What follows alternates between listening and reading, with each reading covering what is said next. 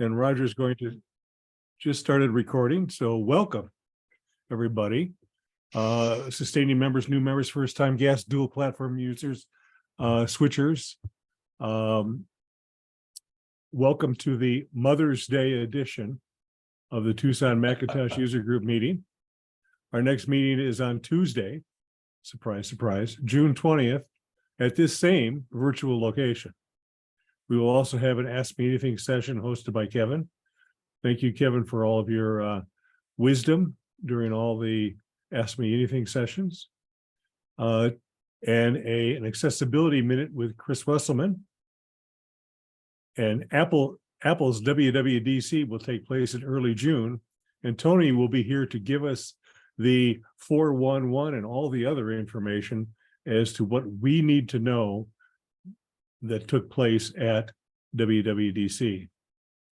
Please remember that we're taking the month of July off because some of us are going to MacStock, and we're looking for your input for the August meeting because we'd like to do some tips and tricks to present in August.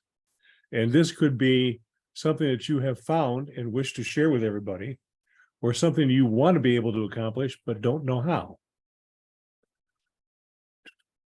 I also want to talk about Apple's new rapid security response updates.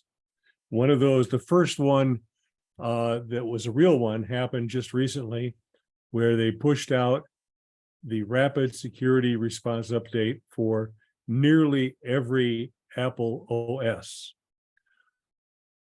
Ridge will talk a little bit more about this specific one, but I wanted to impress on everybody that these are something that when you see it, you should install at that time. It took a very short amount of time because they're not replacing the whole system. They're just replacing one little chunk of the system. And who's texting me? Well, you just have to wait a minute, okay?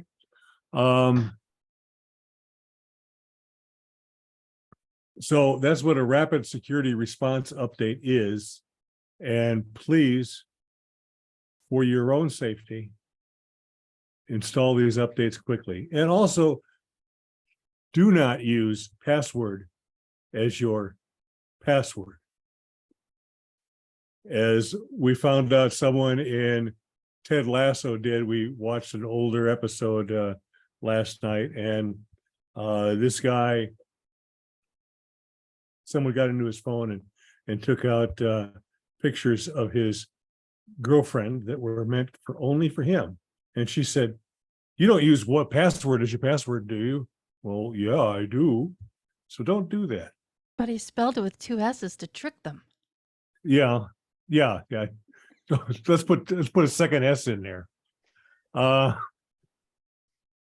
Welcome, Melissa. And we are, let's see, that's help wanted. We're still looking for a volunteer to send out the membership meeting renewal emails. And that's something that if you volunteer for that, the second month and beyond, probably it's only going to take you 15 or 20 minutes. So if you are interested in helping out TMUG, please contact myself, or better yet, contact Kurt, and you will get the lowdown on how to do that. If you are going to go to MacStock and do not have your ticket as yet, there is a MacStock coupon giving us 15 to 20% off. And if you are and you don't have your ticket, let me know, and I will dig that out for you and send it back to you. For our new virtual raffle during the Zoom meetings, last month's winner was Susan. Congratulations, Susan. Glad that you won. I was usually asked for if anybody's here for the first time, and Marty was here, but I think he has left because he's in the Eastern time zone. We have a new member from Ohio. So I'm going to see him in at MacStock. He's in He's a presenter at MacStock. Maybe this is somebody else that we can hog tie and have do presentations for us. Remember, to be eligible for the raffle tonight, the special raffle and the super raffle, you need to be a TMUG current member, and then screen name displayed must match what it says your name is in our database, or your name won't be placed in the raffle. Are there any other announcements, something I forgot? Then we're going to move forward with, are there any for sales or wanted to buys? I have a for sale still. I have a M1 Max 14-inch MacBook Pro fully loaded, 32. It's got the better CPU with 32 core GPU, 4 terabyte drive, 32 gigs of RAM. There's B&H is selling them for 3,300. My friend's asking 32, and it does include Apple Care, which will be renewable in 18 months. It does include Apple Care? Does include Apple Care. Okay. Okay. That sounds like a pretty good price if you need that much machine. So you can message Kevin directly in the meeting chat. Speaking of the meeting chat, I'm sure that our Facebook feedback, our feedback forum for tonight's meeting will be found in the chat. And I urge everyone to click on that link, and it'll open up in your browser. And then at the end of the meeting, please fill it out or do it tomorrow or something like that.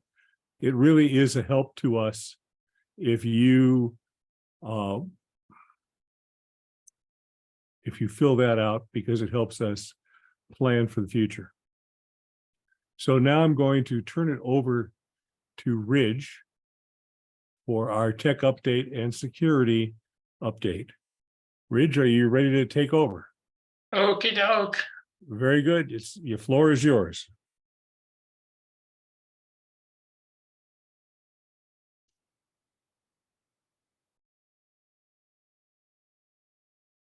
Okay, here we go with the update for this month.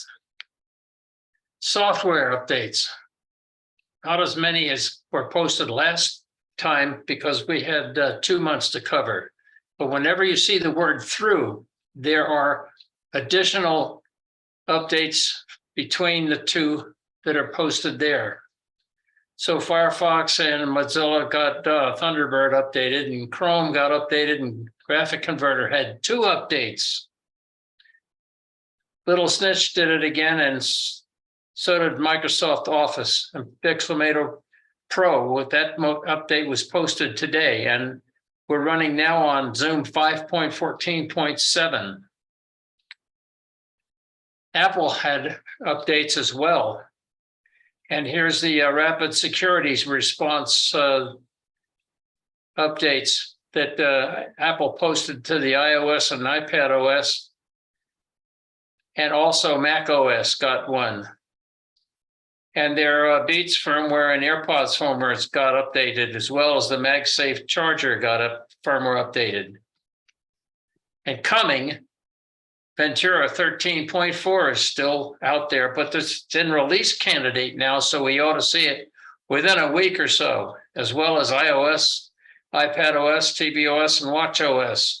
All of them ought to be coming here pretty soon. Now, their second quarter financial report, they've made $94.8 billion total, and their iPhone revenue was up 2%, and it was a record for any March quarter. And the Mac had some sales as well, and their services revenue had an all-time record. And they board of directors declared a cash dividend also. The next Worldwide Developers Conference is coming on June 5th through 9th. And it's going to be mostly online again. Now, as far as maintenance goes, Here's a reminder of what Macs are covered, are supported by Ventura. And I'll leave this up here for a second so you can take a look to see any of your Macs that might qualify to upload Mac OS 13 Ventura. Of course, Bob and I both have Mac Studios, so we don't have to worry. Okay, for the next slide. And Apple saves again. They now have the SOS via satellite function active. And there was an iPhone 14 with it in it that helped save 3 students, one of whom found himself trapped in a canyon pit with a deep pool of water. And there was hypothermic shock and panic being a factor as well. His 2 companions couldn't get him or them out of the pit. Fortunately, one of the group members brought his iPhone 14, and roughly every 20 minutes, a satellite would line up with their location within the canyon, and the group used the emergency SOS via satellite to text for help. And the trapped student was lifted out by a rescue helicopter and survived okay. And both HomePods can now recognize the sound of smoke alarms in the home and automatically send a notification alert to a user's iPhone. And starting on May 23rd, Apple's going to make versions of Final Cut Pro and Logic Pro available for the iPad for a cost of $5 a month or $50 a year each. But you've got to have at least iPad OS 16.4 if you're going to use it on your iPad. General Motors recently announced that CarPlay is no longer going to be supported in its electric fleet vehicles. Ford was asked and specifically said they would be sticking with CarPlay. And there were a whole lot of car shoppers told the Detroit Free Press magazine, that newspaper, that this General Motors move was a deal breaker and a huge blunder. And there were also auto analysts that said the demand for CarPlay was massive and that General Motors was taking a huge risk by cutting off access. And in the miscellaneous category, Apple recently filed a patent application suggesting they were exploring ways for iMacs to project screen displays to nearby surfaces, such as walls or nearby screens, with a built-in projector. And these are 2 diagrams from that patent.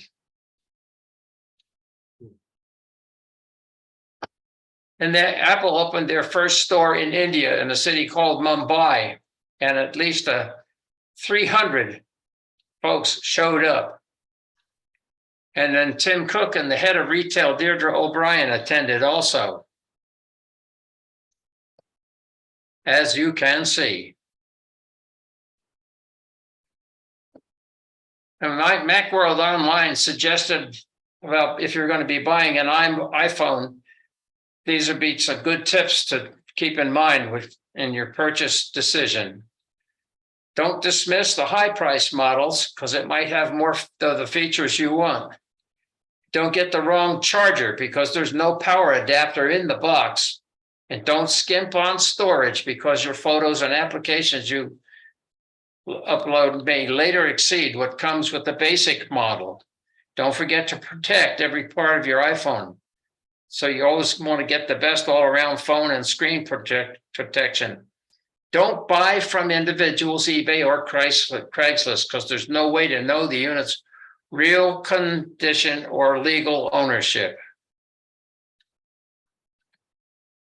The latest rumors, we're still looking for maybe a 15 or 15.5-inch MacBook Air coming this year. Maybe people say it might be at Worldwide Developers Conference. And is Apple working on a prototype M3 Pro CPU chip that's going to have 12 CPU cores, 18 graphic cores, and 32 gigs of RAM? Well, we don't know. And another guess online says Apple's M3 Silicon may not be available until next year, probably due to very low chip yield so far. But all of these are just talking points. We'll never find out till Apple actually lets us know. How about for nostalgia? Here's a Apple Computer Company check signed by Steve Jobs way back in 1976, and it was auctioned off recently for over almost $107,000. And it is Apple's inaugural address in Palo Alto. Looks pretty nice, eh? And we still have, if you ever want, contact me for an iron-on or so on patch or a pin. Thanks for your attention to this part of my presentation. So now we'll turn to items of security interest. Software updates. Adobe once again updated Acrobat and Reader, and Google updated Chrome for Mac and Chrome for iOS. Mozilla did Firefox for Mac and Firefox for iOS. Microsoft also had some security fixes in there, updates for Mac Office. Apple was busy as well. They had security patches in Mac OS 13.3.1, and A was a rapid security response update that Bob talked about. And iOS and iPadOS got an update to 16.4.1. And then Beats and iPods had firmware updates that had updates for security reasons as well. And the MagSafe charger firmware was updated as well. As far as cybercrime news goes, there's a report by a company called Cyber Research and Intelligence Labs, and they're talking about a Mac information stealing malware named Atomic or AMOS. And that is being sold to cyber criminals via private Telegram channels for a subscription price of $1,000 per month. And buyers will get a DMG file containing a Go-based malware designed to target Mac OS systems and steal passwords, files, cookies, credit cards, and so forth. And it attempts to steal data from over 50 cryptocurrency extensions. And upon executing the malicious DMG file, the malware displays a fake password prompt to obtain your system password. And some of the names that these DMG files use include Notion-706 DMG and Tor browser.dmg. You might think that they were valid, but they're not.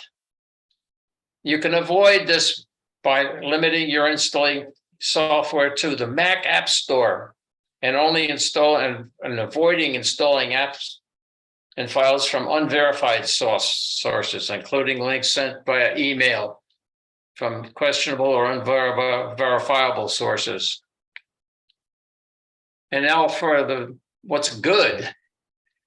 Macworld Online says for 2023, the best paid version of antivirus software they found is Intego Mac Internet Security X9. It's $25 a year for one Mac. And the best free version is Avast Security for Mac, and it offers a free option alongside their premium plan. So thanks for your attention. Now it's your duty to stay safe until next month. And I will now quit screen sharing. Thank you, Ridge. Appreciate all your work there. And we're going to move on to the accessibility minute with Chris Wesselman. And Chris, you can have 2 or 3 minutes. Oh, thanks, Bob. Yeah. Well, let me see here now. I'm going to find my screen to share it. Is it this one? Okay.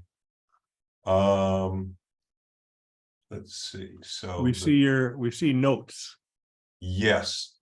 And oh, actually, let me redo that. Thank you. That's not the one I want to share.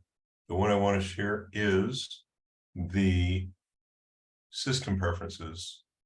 Might be here.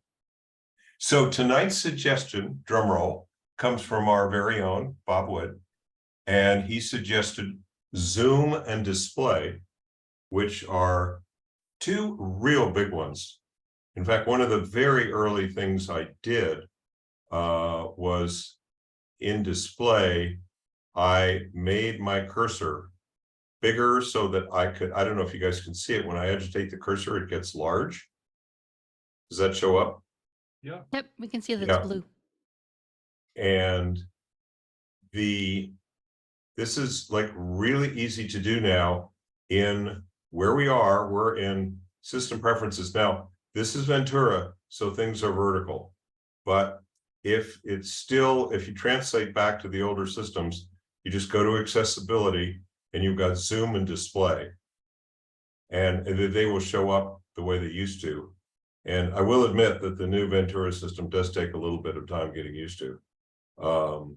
But in display, there is a whole bunch of stuff here that you have, things like making the menu bar bigger, display contrast. I mean, there's just a ton of stuff, but you also have reduced transparency. And down at the bottom under pointer, here is the shake mouse pointer to locate.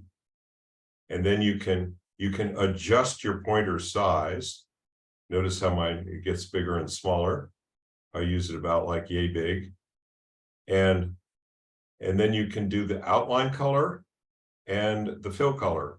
And I did this when it first came out in one of the very early betas of something. And I picked turquoise-ish color. And for some reason, I picked a gray outline and I've never changed it. But what's really cool about this is back in the old days, we used to have an I-beam cursor. You may remember this in word processing and stuff. And as the screen resolution increased on the Mac, the cursor didn't on older software. So the vertical part of that I-beam got thinner and thinner and thinner until it was virtually invisible. And so I just jumped on this with both feet as soon as this came out. And so I use this all the time, and it's really helpful. And of course, nowadays we have all sorts of software to put a little spotlight around your cursor if you're doing Zoom classes and stuff. Not going to go there, but so that's the pointer stuff. And while we're still in display, there is a whole bunch here, like inverting colors, reducing motion. If you needed this, you've probably been advised. And if it's something that interests you, I think Melissa's had some experience with this, right? And so you might chat with her. Am I volunteering you, Melissa? Of course. I love But tinkering with that stuff. there is, there's a lot here. So and then display, actually, let's stick with Mac and then we'll go to the iPhone. Under Zoom, this again is something I started using so early on that I could just do it in my sleep. And the biggest thing is the modifier key for the scroll gesture. Okay, so what this means in simple language is you've got some choices. You can select one of the modifier keys, not the globe function key, but Control, Option, or Command. And I've used Control from day one. And so if I hold down my Control key and I scroll with my scroll wheel, I don't know if can you guys see that it's changing? Oh, I don't know if you can over Zoom. oh, You don't see it, but it does for me. And I use that all the time with photography, particularly any kind of a zoom thing that's going through images. I can zoom in and see an image and it works really great. Helps to have a 4K monitor, but and you can set that any way you want. Now, there are a couple of other ways to do the same thing. You can, for instance, hold down the Command key and hit the plus, which is, well, let's see, it's not doing it for me here. So we'll find another example of that. That'll be like on a website where you have text on a website. You can use Command plus and minus. Yeah, you can. And I think you large can do the text. whole screen that way too. And then, oh, here it is up at the top. Use keyboard shortcut to zoom. And I don't know if you can read this, but it says, and I'm gonna make my screen bigger so I can read it. Mhm. I To wish it toggle worked in the zoom, Zoom. I was wanting to use that. Darn it. Option Command 8, I think, does that, and then you can do Option Command equals, which is really plus. I wish Apple would just say plus, but it's, you know why they do it, the way the key is located and put together. The plus is the shift version of the equal key. So they call it the equal key, but trackpad gestures. Can you try that? Who, Can you try that one and see if it? Oh, so you already did, but we don't see it on Zoom. I think. It just doesn't translate into Zoom then.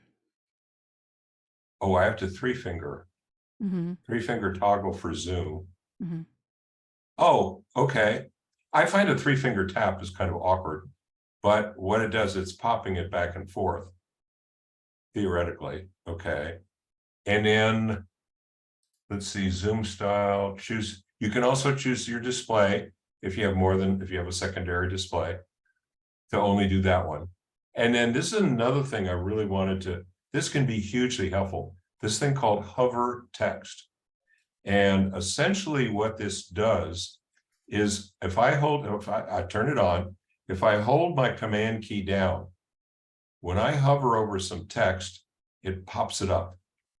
Can you guys see that, the pop-up? No, it doesn't show us that Oh, either. darn. Well, it pops it up. And the reason I wanted to be able to show you that is you can change the size.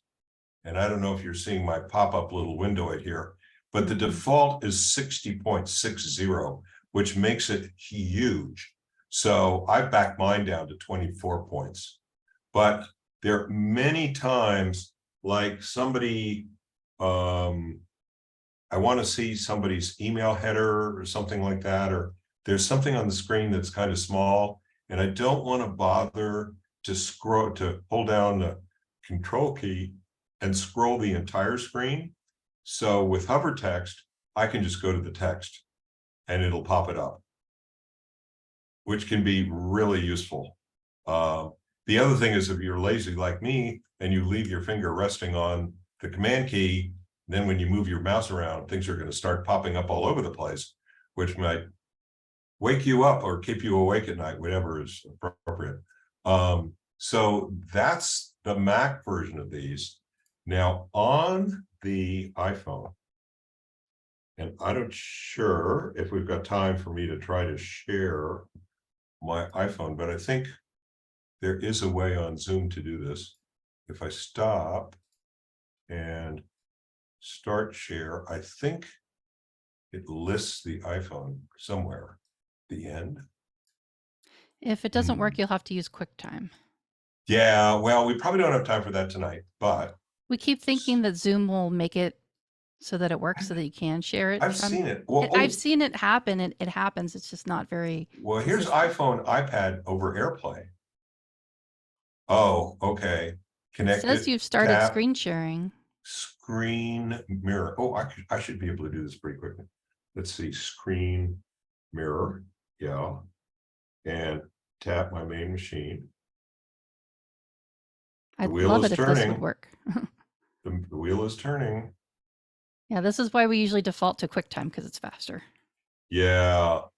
Well, we're watching paint dry here. Mhm. Let's see.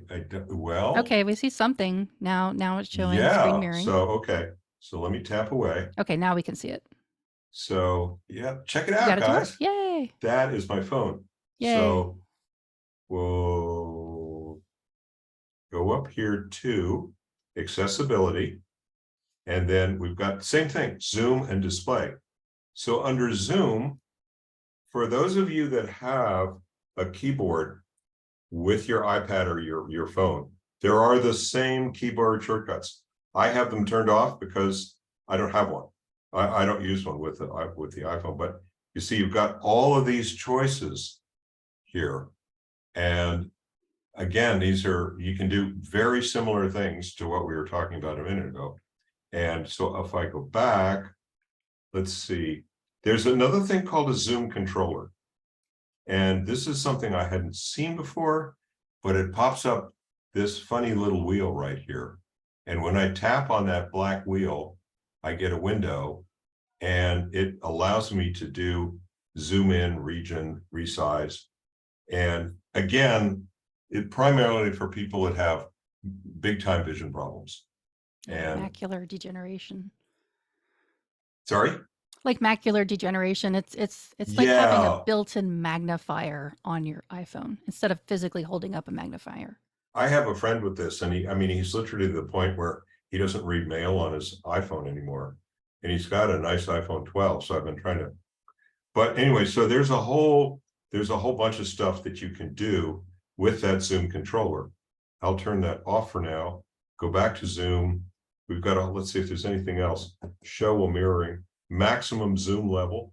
You can set the size of how much you're going to zoom. And I think a lot of people may try this and they have their zoom too far magnified. If you go more than 2 or 3 to 1, is that about right, Melissa? It's going to be just too big. Yeah, it's you're too probably big to gonna be give up. useful. So be careful you don't make it too big. Same thing with text, with bigger text.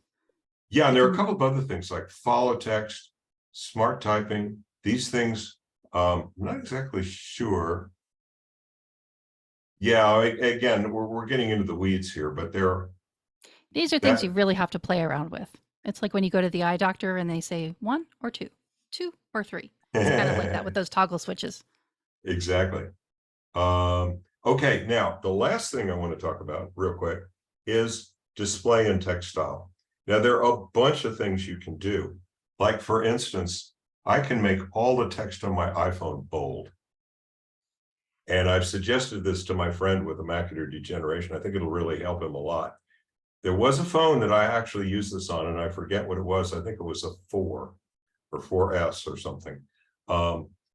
I use larger text on and larger accessibility sizes. And then there's a slider at the bottom here that you can make stuff bigger and smaller.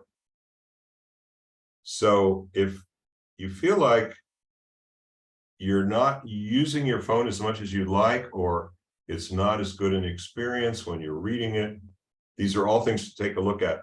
I like to turn the labels on and off. See the visible labels here. If I turn that off, probably maybe I have to restart, but it doesn't show the whole label. Reduce transparency. I used to do that. I'm not using it anymore, but again, that could be a vision thing.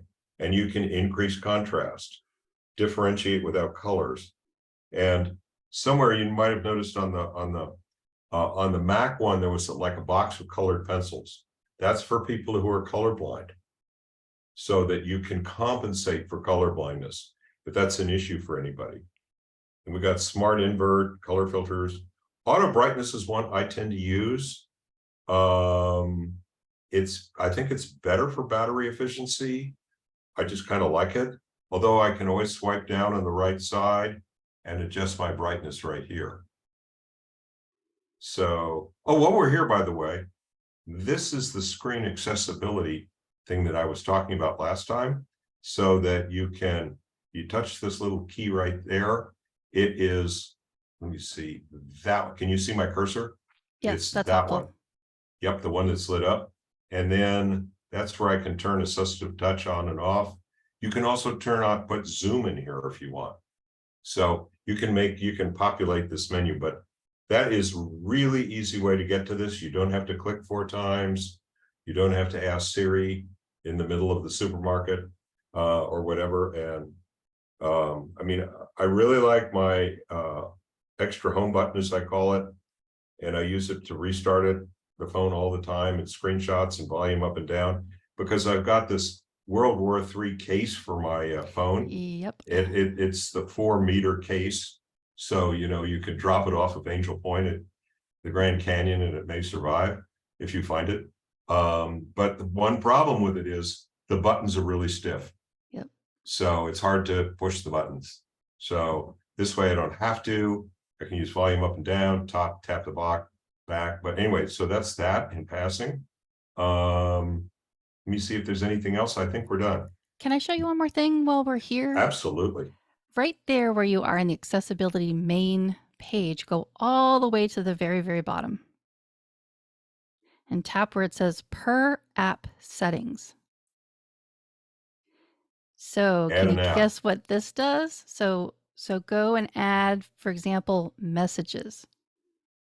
So for Sure. example, I have the opposite of you. I have the 12 mini, which is really tiny, and I really love the form factor. And you could do a search at the top too to get to it faster. The very, very tippy top. Thank Just you. type That's a great idea. messages. Sometimes you're there, but you know, sometimes it takes a while to get there. So for example, my mini, which is really small, a lot of times everything else is really small too. Now I could put it into Zoom in the display, but then what I've noticed that happens is not all the app developers design for the format for that screen size. And sometimes things get cut off or it's not a good experience. So I've put it back to its default size, and I've used this to go in and enlarge the text for messages. So I've gone in on a per app basis for the apps that I use the most, and I've added them and changed the size of the text per app. So that's what you can use that And for. Melissa mentioned one other thing too. When you go to settings, and you Yes. can scroll down, and guess what? There's a search field right up here at the top. Right.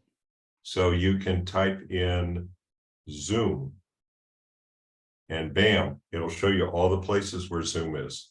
That's the only way I'm actually using the new Mac OS settings is by using the search field, because I don't know where the stuff is anymore. I used to have it all memorized, and then they changed it Yep. to that vertical layout. So I just use the search field. I know what I'm looking for. I know the And it's keyword. the same thing on the Mac. Yep. Just There's type a it in search there. field, and it is going to be right over your name. So It's not always visible. Go ahead and scroll down to the very bottom. Yep. And let's say you're all the way down there and someone's telling you to do the search, but you're all the way at the bottom. Tap right now. You have the one that has the new dynamic island. So I'm not sure if it's going to work, but on our older phones, if you tap right It above should there, snap to it the should just top. take you right to the top. Does that still Yeah, work right on now it that wants version? me to turn off mirroring. Ah, interesting, because it's in the dynamic island. If you tap above the dynamic island, like on the very tippy top above where the Between my case and that, I can't get any real it's estate the in case there. frame. The case frame. Yeah. Isn't that Wow, interesting?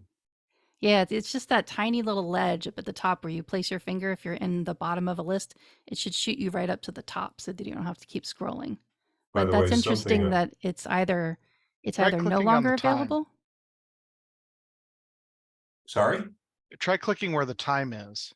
Yeah, it used to be on the time. I wonder if they moved it. Yeah, try just tapping where the time is. Does that do it? Yep. Ta-da! Thank you, Tony. Did that work? Yay. Okay. It did. Great. I'm glad I asked about that because I was curious about that. Sure. Thank you for And demonstrating. there is an app too called What 3 Words. I think if we talked about that, maybe we'll talk about that next month. Oh, put it on the It list. sort of divided the planet into 10-meter squares. And so for your house, you've probably got 3 or 4 of these squares. So for anything that supports the What 3 Words, you tell them the 3 words and they know exactly where you are. It's very helpful for that satellite stuff, by the way, with those rescues that Ridge mentioned. Interesting. By the way, Ridge, we liked your keyboard assistant tonight.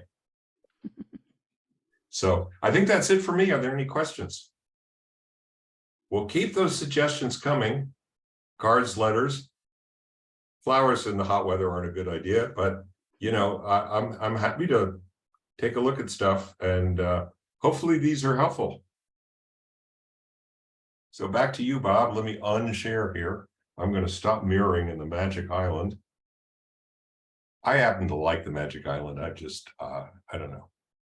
I'm What looking can I forward to say? it. Thanks for giving me a moment there. I had to turn my microphone back on. So now we're going to turn over to Roger Harmon, who's going to give us some tips for special event photos or family photos.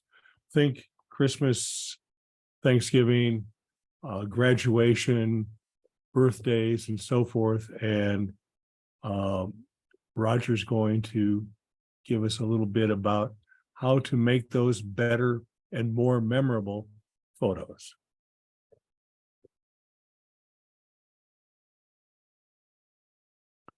Thank you, Bob. So one of the first things you need to do is plan ahead. So when you know you're going to be going to an event and you're the kind of the official photographer for the family or for the group, you need to make sure that your phone is charged. And if it's going to be a lengthy event, you probably want to bring a battery pack so you can keep your phone charged, because it's very embarrassing trying to take pictures with a dead phone. Also, cleaning the lens, a little cleanliness goes a long way. So keep a little microfiber cloth with you so that you can make sure that you get all the lint and debris that the lens can gather when it's in your pocket or your purse. And bring along a tripod. We'll talk about tripods a little bit more later. And before the event, you should practice some of these techniques that we're going to talk about so that you have them clearly in your mind and you don't have to stop and think and say, how do I do that? So you'll already know it'll be easy to make the settings and the changes that'll make those images better. So I always recommend that you take your pictures in the horizontal or landscape mode. This gives you a full frame of data. You can always crop it later if you want to put it into social media that's using a square format or a portrait format. But take all your original photos in landscape mode. You'll be glad you did. So a lot of times you see a shot and you want to activate your camera right away. So here's a couple of ways that you can do that. So when the camera's on, when it's on the lock screen, you can swipe from the right to the left, and that will activate the camera. Also, when it's on the lock screen, you'll see in the lower right a little camera icon, and you press that, and you have to kind of press it and hold it for a second, and that will activate the camera. So once you are on a phone that is unlocked, then you can go to the upper right-hand corner, swipe down, and get into the control panel and find the camera icon in there. So 3 quick ways to activate your camera.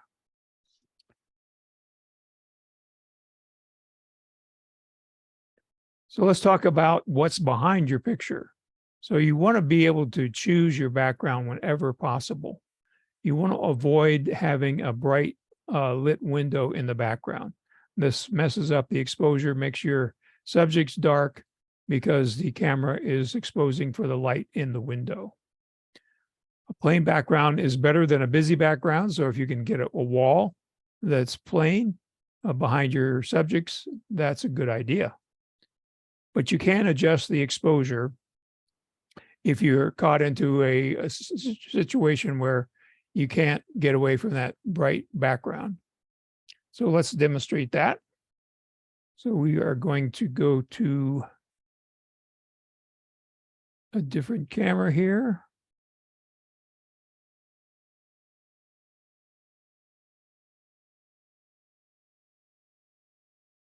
Okay, so here we have our camera on a tripod. So here's getting to the camera by swiping from right to left.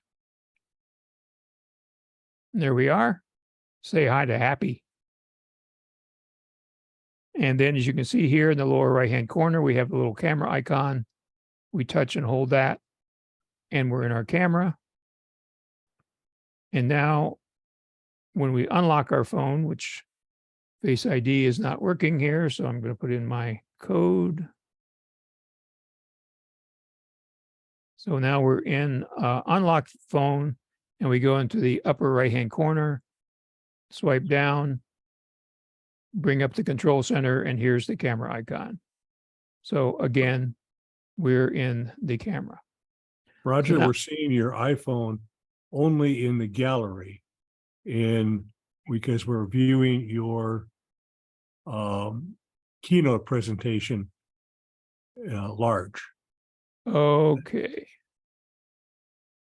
So let's see here.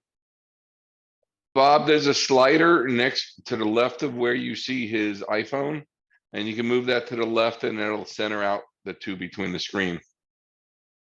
Well, I'm using 2 screens. Okay. Okay, let's see if we can get that phone to show up. It's There showing it is. now. Oh, it is showing now? Yes, it is. Okay.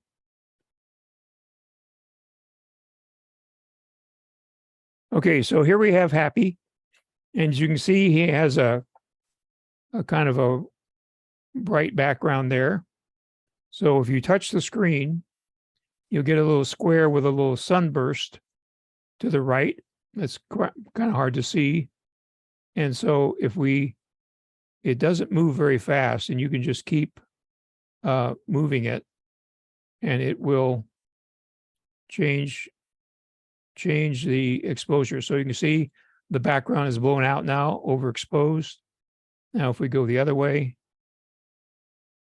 and you can see it takes a lot of movement here.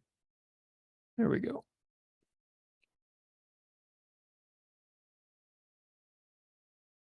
And now it's underexposed.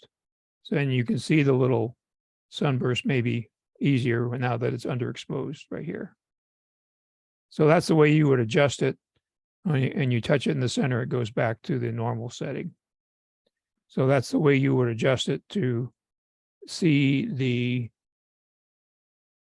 exposure to de-emphasize the background. But you can see when you bring up the foreground, the subject in your scene, it's going to blow out the background. So that's why you don't want to have that bright background behind you.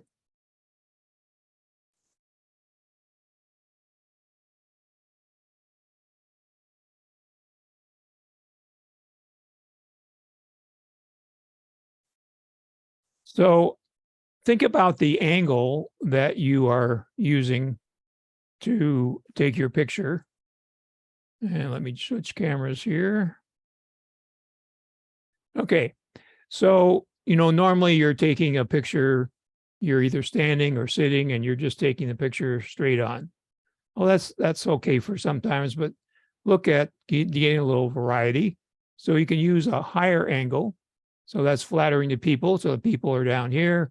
You're looking down at them. They're looking up. That's a very flattering shot. The other thing you can do is go to a lower angle.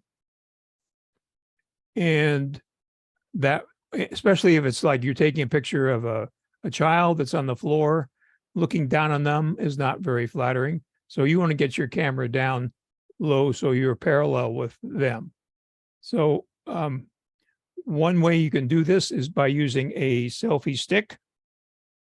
Just happen to have a selfie stick right here. And when I last had it, it had a phone on it. But the phone fell off. So we will reinstall the phone. So you want a selfie stick that comes with a adapter to hold your phone. So you can see here, we have a little flip out adapter.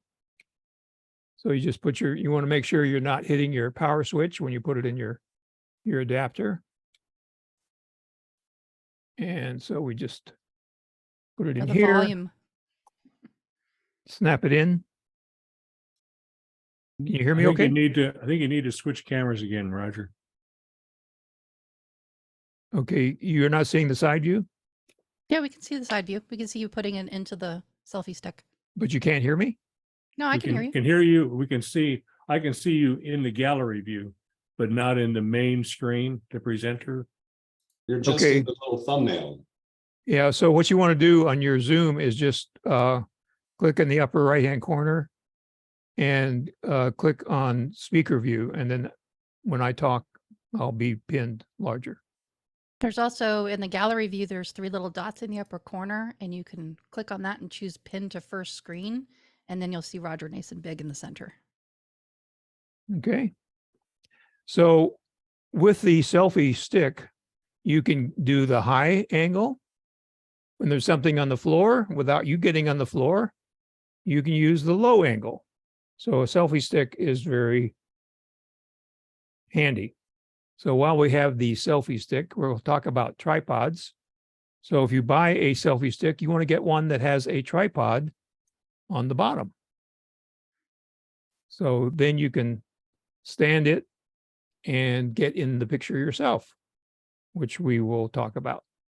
And also, when you buy a selfie stick, you want to get one that has a Bluetooth shutter release on it. So there's 3 features you want on a selfie stick: a bracket for your smartphone, a tripod, and a Bluetooth shutter release. Okay. So now we're going to go back to our presentation. So you're still seeing the presentation? Yes. Okay. So there's our demo. So sometimes when you're out and about, you're having a person take a picture for you. Of course, you want to make sure that person's not going to run off with your phone. So you need to kind of size up the person before you hand them your phone.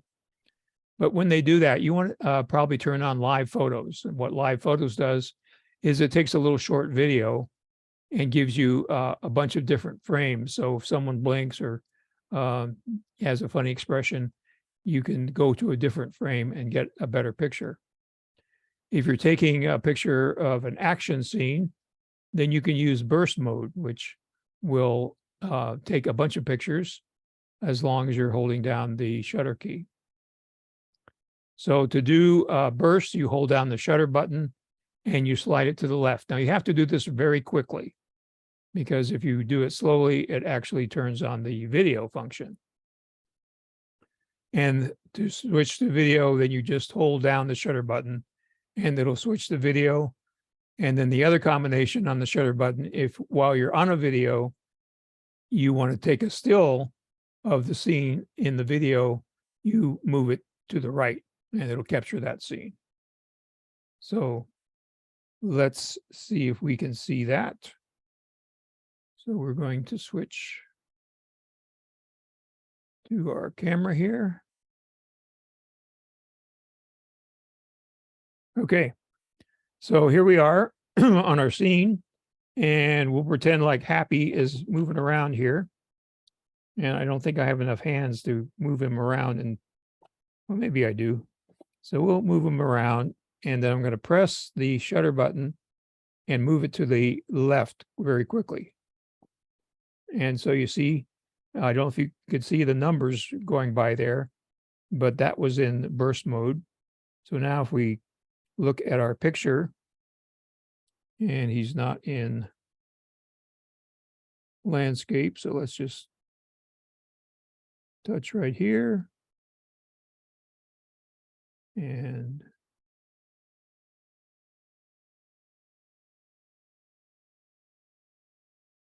okay, let's try that again. There we go. No, that's not it. You might have to go into the Photos app to view that. I wonder. Well, I did this in rehearsal. It's Oh, just okay. kind of tricky. Oh, here we go. So here at the bottom, you see it says select Mhm. in blue. Yeah. There we go. So you see here at the bottom, all these little rectangles are the different frames. So you see how I can scroll through that and we see him moving. I call this toddler mode. Yeah, there you go. So then you can select a frame and then keep just that frame and get rid of all the rest to save your memory on your phone. Okay, so let's go back into our, I'm going to hit cancel up here at the top. And we'll hit the little arrow at the lower left-hand corner. Now we're back in the camera mode. And so now if I hold down the shutter button, you'll see at the top, the counter is starting. So I'm in a video. So we're at 6 seconds. Now, if I slide my finger to the right, then it takes a shot of whatever was in the scene at that time, but the video is still running. So that's another nice feature that you should know about. Okay, let's switch our camera again.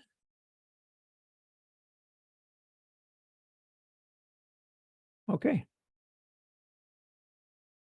So you want to take candid shots whenever you can. So you want to catch people when they're not posing for you so that they're in a more natural state, like two people talking to each other. So you also want the candid pictures to be full frame. In other words, don't have a bunch of extraneous information on the edges of the photo. Get in close and fill up the frame and make it a better picture. And of course, if you have a phone with a telephoto lens, then activating that telephoto is a way to get that frame filled up. Portrait mode, Roger, is another good one to mention. Right. Yeah. Portrait. If you have a pro camera with portrait mode, then that's a good way to emphasize the person and blur out the background. Thanks, Chris. So on the iPhone 11 and later, they have the night mode. And on some cameras, it only works on the 1 power, what Apple calls the wide lens. And you always want to, when you're in a low light situation, you want to steady yourself any way you can to avoid blurry pictures. So if you can lean against the post, or another way to do it, if you have nothing that you can position yourself next to, is hold the phone in both hands and just bring your elbows in to your body and steady yourself that way. Take a breath and hold it. And then you can use your thumb on the volume control to take the picture. So you don't have to take one finger off and press that white shutter button. So we'll talk about some other ways that you can activate the shutter here in just a minute. So you can get into night mode by touching the crescent icon in the upper left-hand corner when you're in the portrait mode. So it looks exactly like this. It's a crescent on the left with horizontal lines on the right. So if it's turned off, it'll have this vertical line like we have here on the flash indicator. And so you just touch it to turn it on. And then you get exposure control, like we've already demonstrated. It may look different on some cameras depending on how old they are. So again, if you're the designated photographer for your family or group, you may want to invest in an adapter case, also known in the trade as a cage, to make it easier to handle your phone. So the one that I use is called the iOgrapher. And let me show you that. So they used to make cases that you had to get the case for a specific phone, but now they make a universal case. So you can see here, there's plenty of room cut out for the lenses, no matter whether you have 1 or 2 or 3. And then it has a spring-loaded system here that will adapt to any size iPhone. It also features some cold shoes, which are mounting brackets, so you can mount different accessories like lights or a microphone if you're shooting video. Here on the bottom, it has the standard 1/4-20 tripod thread. Actually, it has it on both ends as well. So you could add 4 different accessories to this adapter or cage. So you could have a real pro setup. So this way with the handles, it's a lot easier to hold it and keep it steady. So there's some other companies that make cages that you might want to consider. One is called Small Rig, and another is called Beast Grip. And what I'm using here to hold the phone right now is a Joby Gorilla Pod. So you've probably seen these. They have flexible arms that you can wrap around things, and you can adjust in various ways to get a good picture. So that's another way to do it. Or you might want to get something as simple as a handle. So there's lots of different variations of these available. So again, it has a clamp here to put your phone in. So I'm going to release the tension here. So you would just put your phone in here. And then once you get it in, there's a little lock here, and it would lock it in place. This has a 1/4-20 here and another one here on the top. So you could put it on a tripod in landscape or in portrait. So a very simple, inexpensive way to hold your camera steady for those good shots. So let's talk about composition.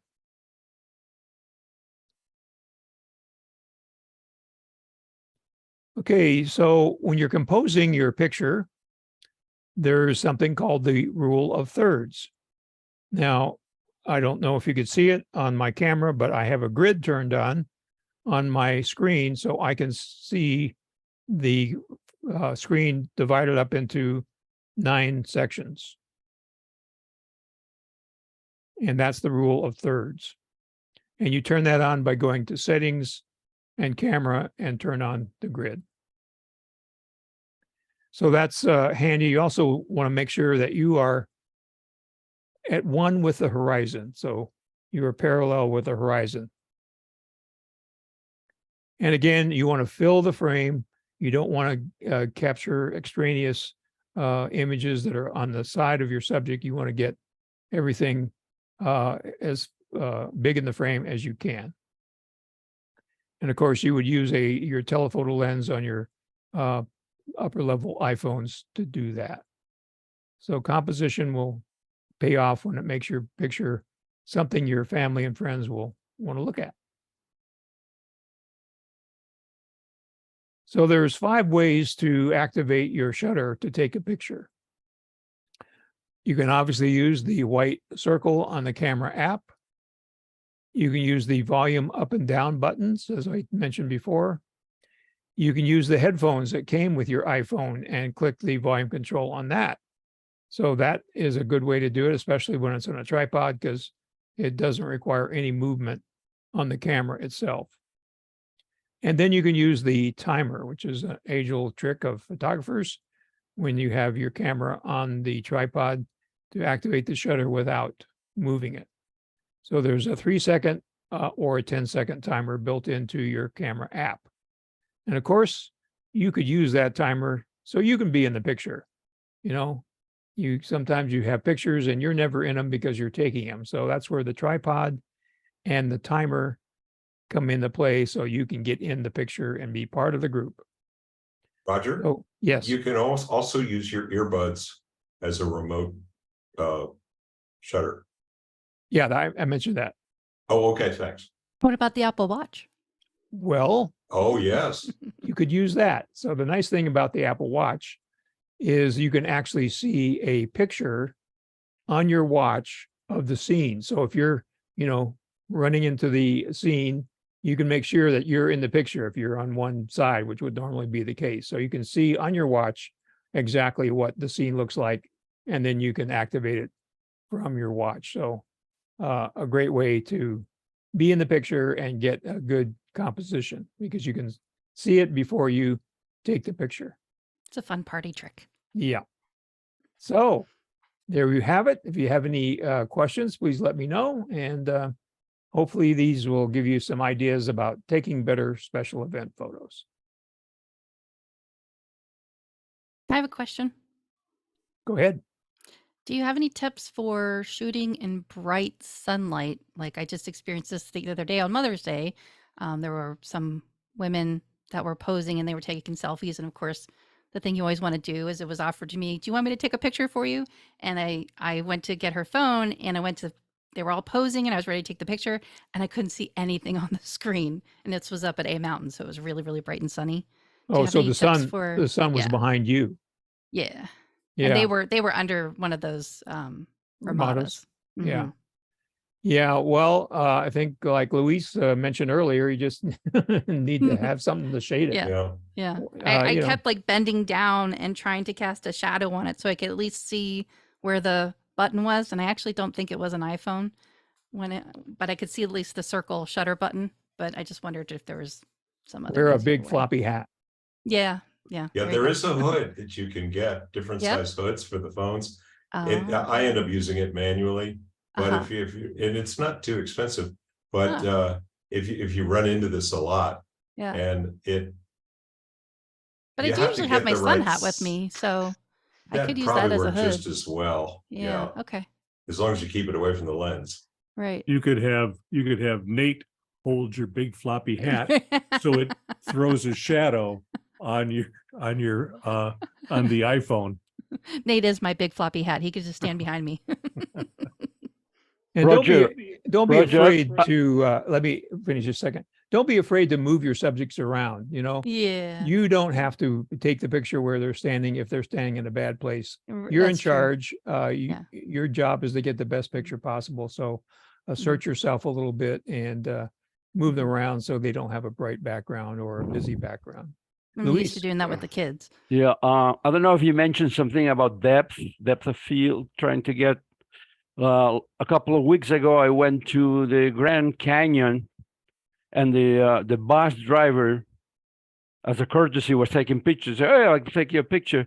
And when I look at it after, they were kind of flat, kind of took the picture of me, and then the background was far away, so you couldn't tell the depth. So to get some depth, I took some pictures with depth, and you need to make sure that, maybe there are some trees there and then rocks far away, and then you can see the majestic depth of the Grand Canyon, So, but that might require, because there's a lot of tourists there, so that might require some planning to find, but you need to get the depth. That's the, Yeah, that's a good composition tip. Have something in the foreground to give you some perspective. yeah, moving Yeah, backwards. a tip that I ran into is when they know where they want to be and the sun is behind them. Force the flash to go off, Oh yeah. and it'll brighten them up Mhm. and reduce that darkness that happens from the brightness behind them. Mhm. Yeah, but you have to be fairly close to them, especially in daylight, for that to work. And apologize for blinding them. Yeah. When you're photographing kids, a trick that I've learned is if you're going to give them a countdown, if they're little enough and they haven't figured you out yet, and you're going to start with 1, 2, 3, on the count of 3, 1, 2, and that's when you take the picture. You don't make it to 3. Yes, always, adults too. My In fact, phlebotomist knows that one. Or action, you count to 3, 1, 2, 3, jump in the pool, and then you take the picture while they're flying. Yeah. A trick that I've used in my former life as a wedding photographer is you have everybody close your eyes. And on the count of 3, open your eyes. And then you have a greater chance of having everybody with their eyes open. You almost kind of have to do that in Arizona a lot because it's just so darn sunny. Any other questions for Mr. Rogers? Mr. Rogers. It's One a of- beautiful got day my in the sweater. neighborhood. This is Mark Yarnish. One of the things I do when I shoot kids, take images of kids, is go to their level. Otherwise, they're always looking up. Yeah. You get down, it gives a really good perspective on a child. For sure. And if you're taking photographs of women, if you take a picture of me, always angle down so you hide this. It's a trick I taught my husband. And now he takes much better pictures. How many dope slaps did that involve? Not too many. He's a quick learner.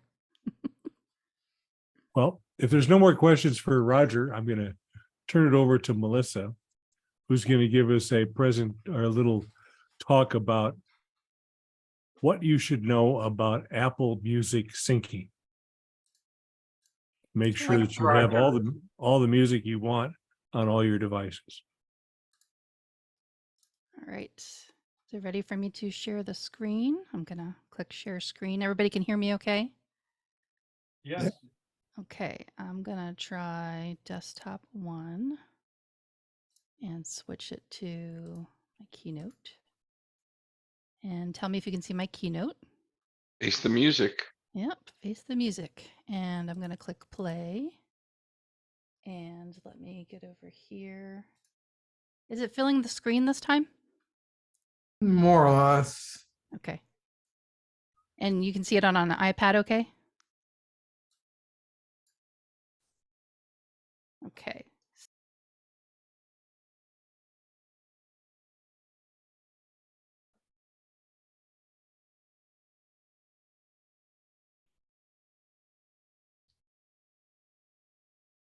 You're muted.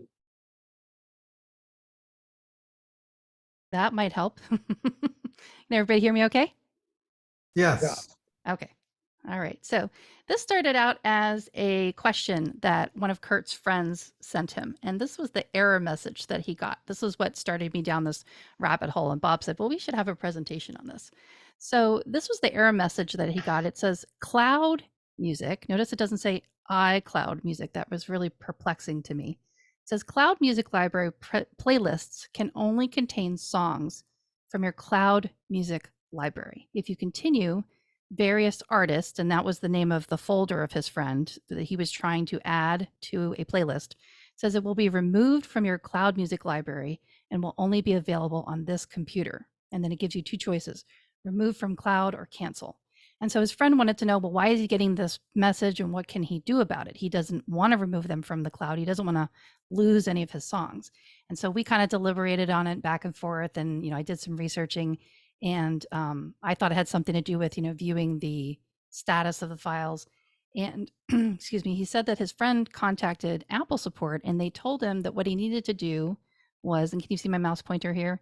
He needed to go into music and select the file menu, library, and then organize file or organize library. And then he was supposed to check this box that says consolidate files.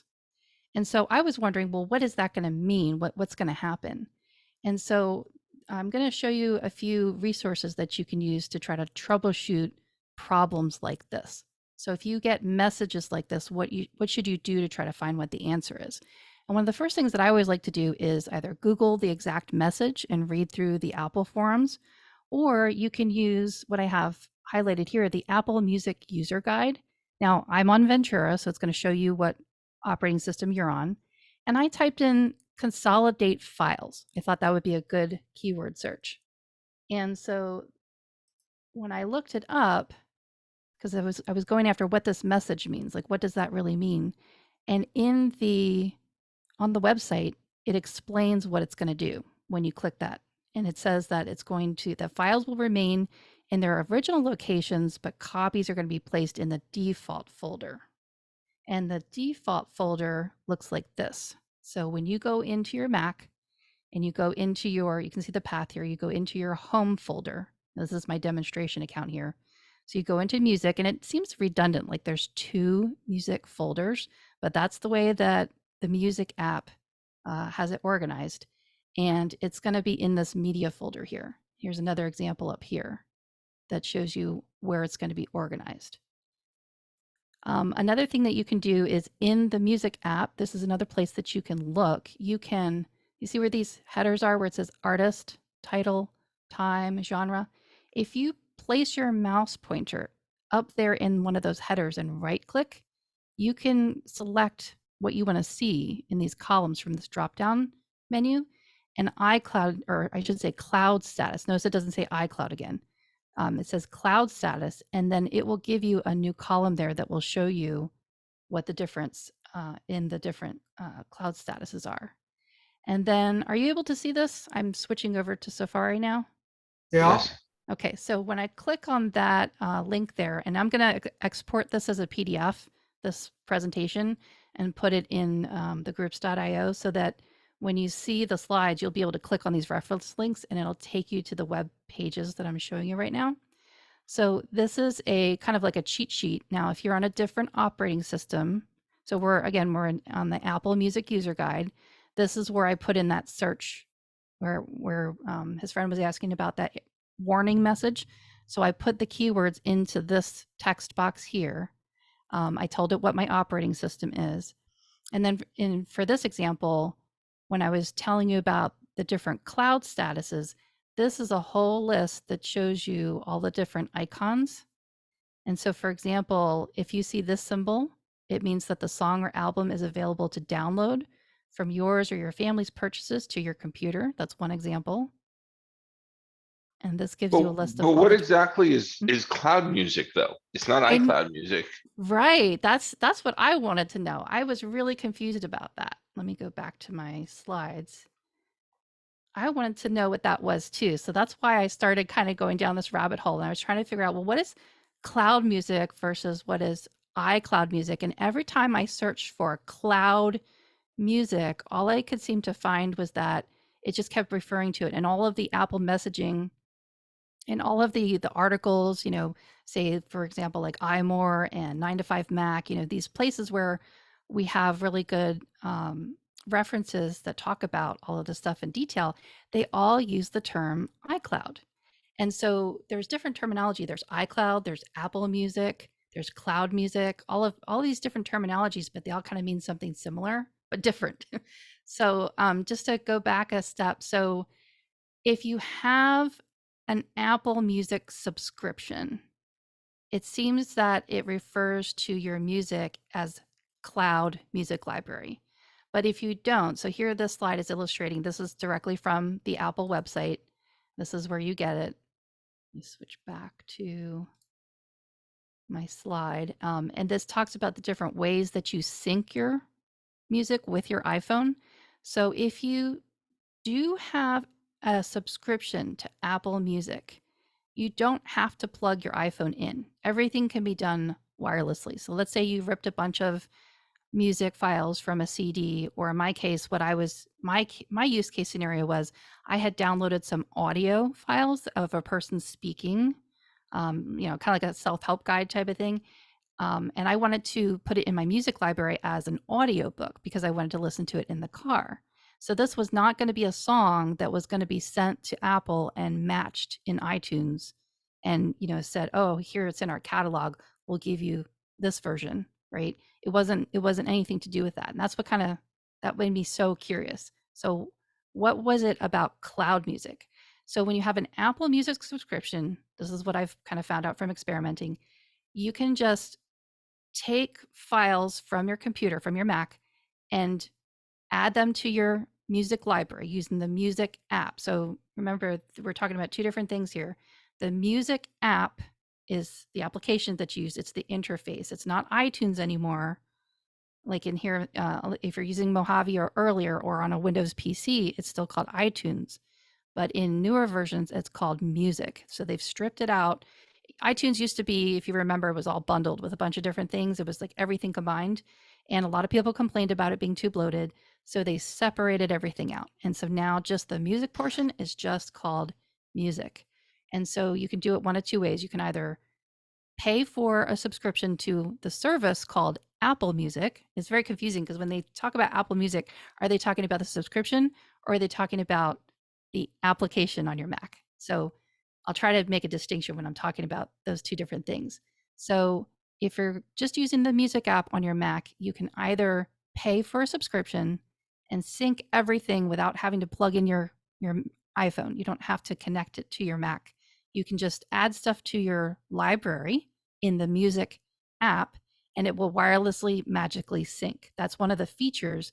And when I asked Apple about it over Twitter, they basically said that cloud music, they refer to it as iCloud music. And I also read in another article that they're interchangeable.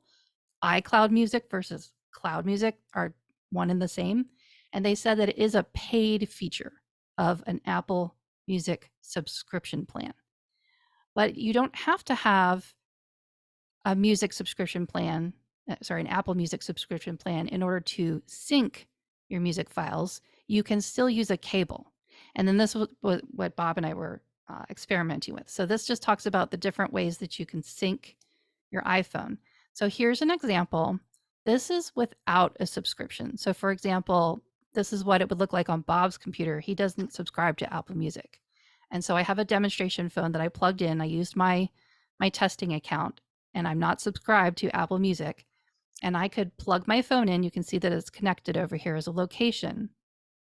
And I can sync my music manually. So I just tossed a couple of different files. One of them is an audiobook. And I'm able to manually check these boxes and sync it by clicking apply over here.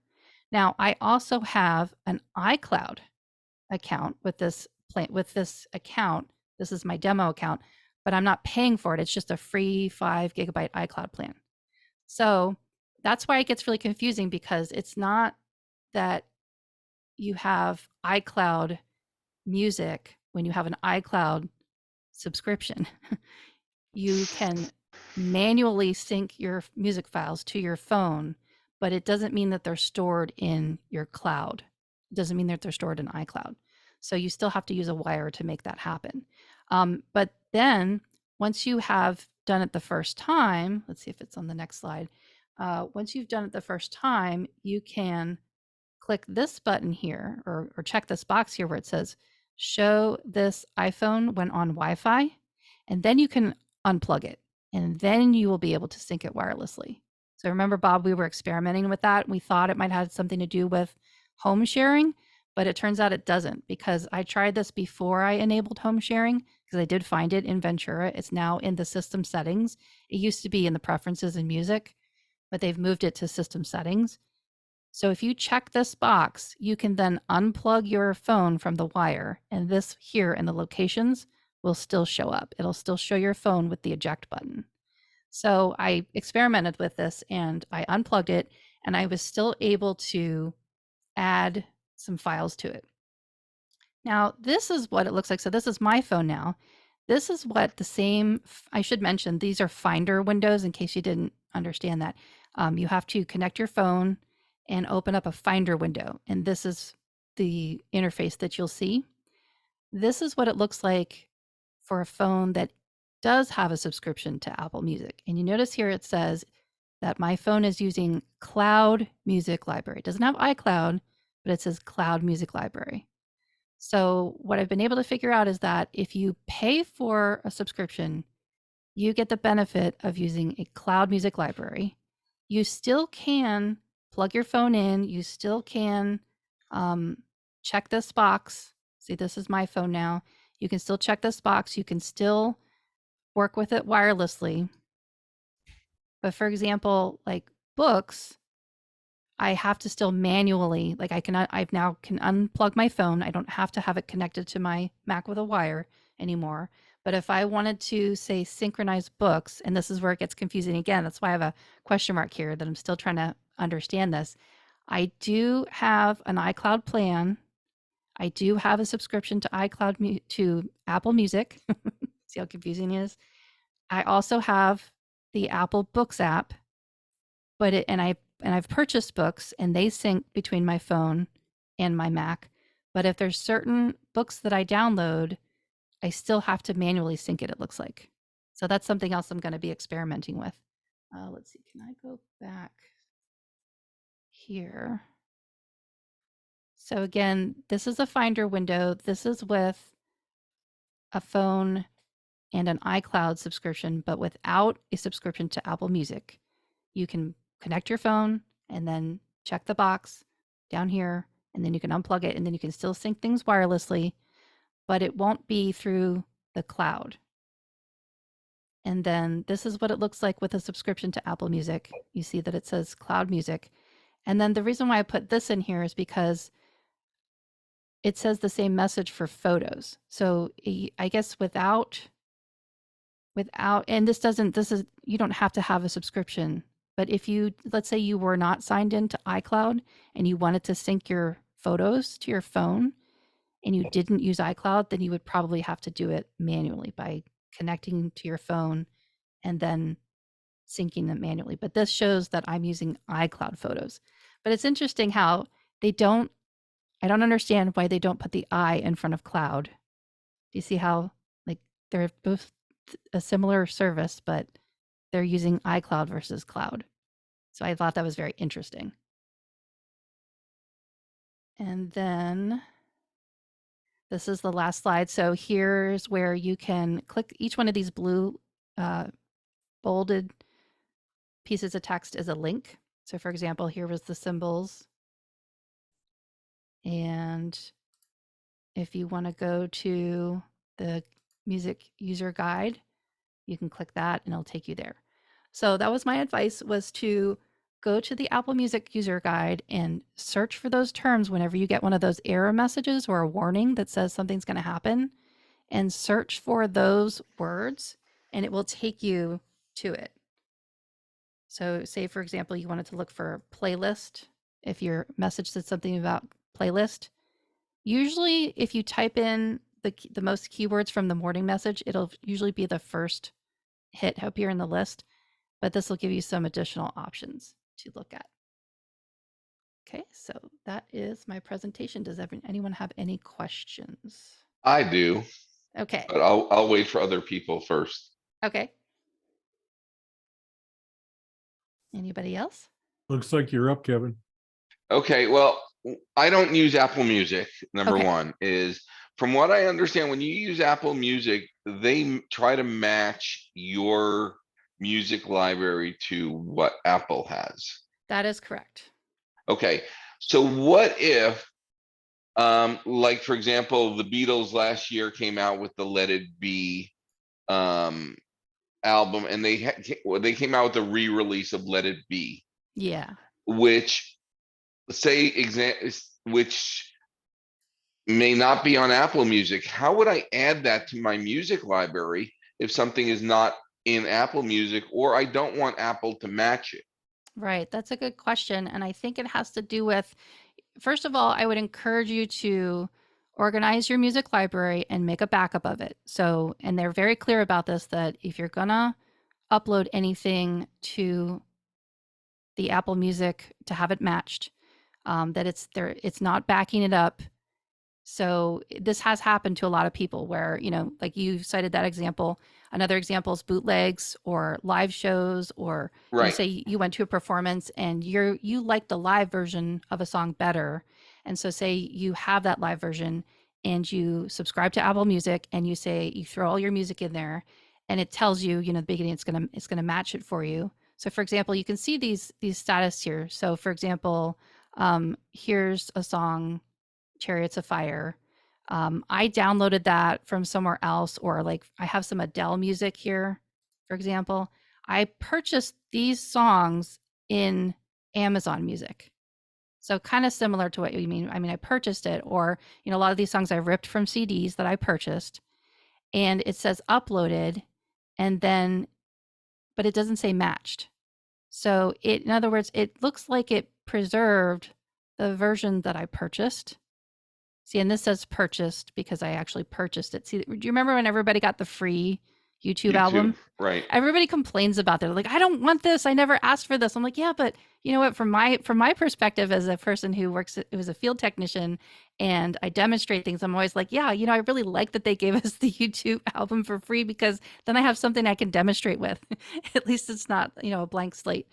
So for example, it shows you the different statuses under cloud status. So in the example of like where I purchased it from Amazon Music, I imported it. It says it's uploaded, but it doesn't say that it's matched like these do. So these So were is there a way matched. of telling it never to match and just accept my library the way I have it? Like, That's I'm a Beatles fan. I'm a Chicago fan.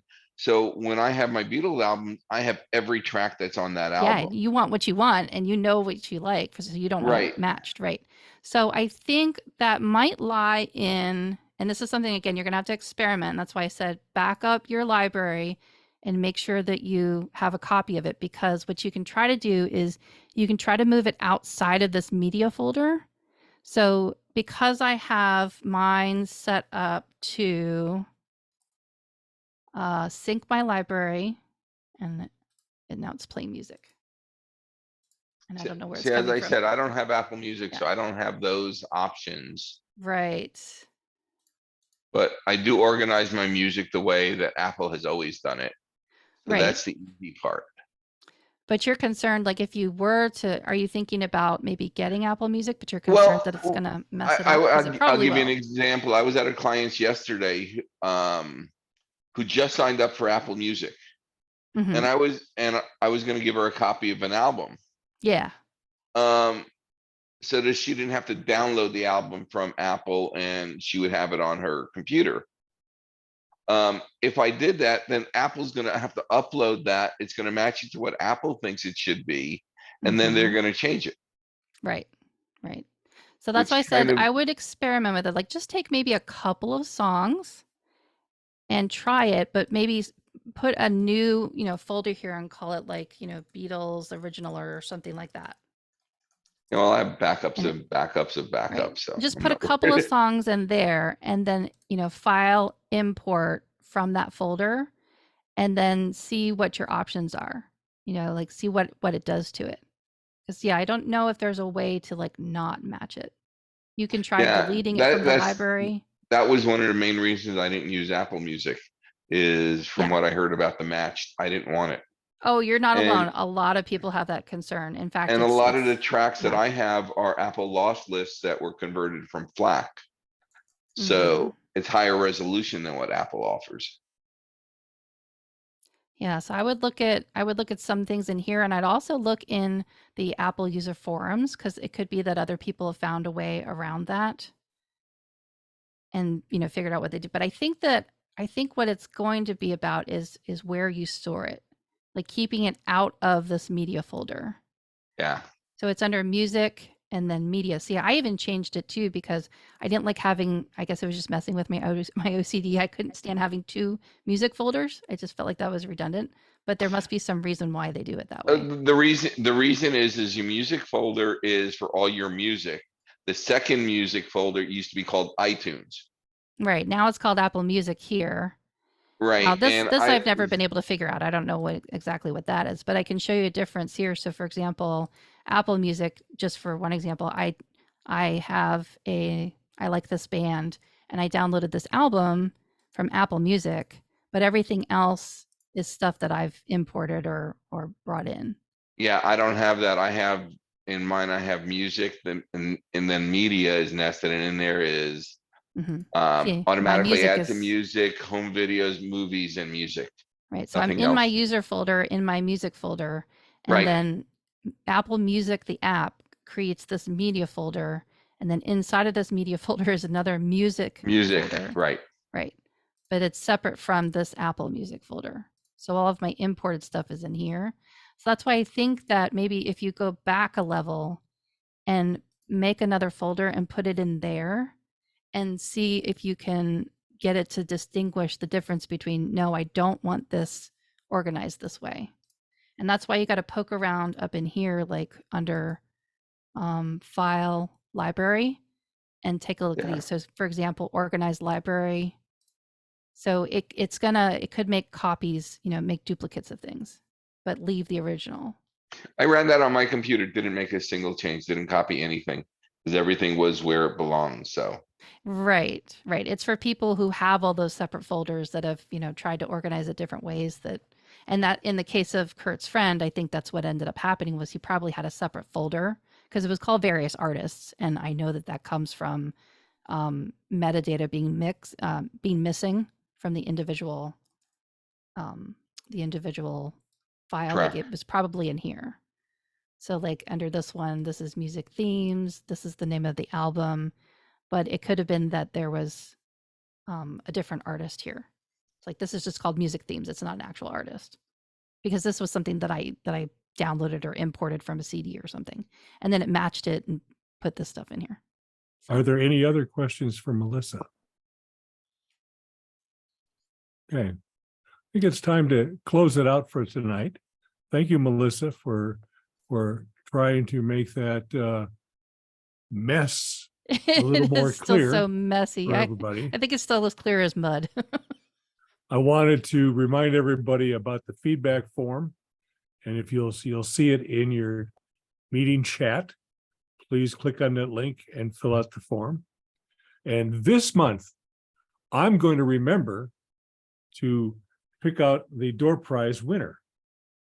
Unlike I remembered last month, but like about 5 minutes after we closed the meeting.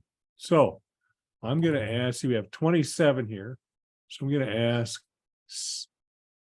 the S lady, pick a number between 1 and 27.